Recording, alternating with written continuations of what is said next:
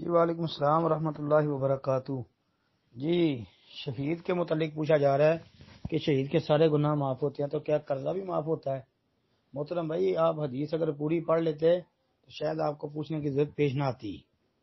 جی جس حدیث کے اندر یہ آتا نا کہ شہید کا خون کا قطرہ زمین پہ گرتے ہی اس کے سارے گناہ معاف کر دیے جاتے ہیں، اسی حدیث کے اندر یہ الفاظ ہیں۔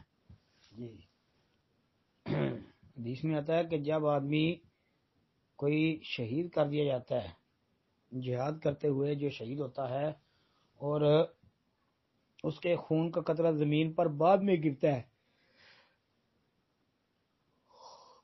اللہ تعالیٰ اس کے سارے گناہ معاف کر دیتے ہیں الا الدین، سوائے قرض کے۔ بھائی قرض کی معافی نہیں ہے۔ شہادت کا رتبہ بہت بلند رتبہ ہے، سارے گناہ اس سے معاف ہو جاتے ہیں، لیکن قرض کی معافی کوئی نہیں ہے۔ السلام علیکم ورحمۃ اللہ۔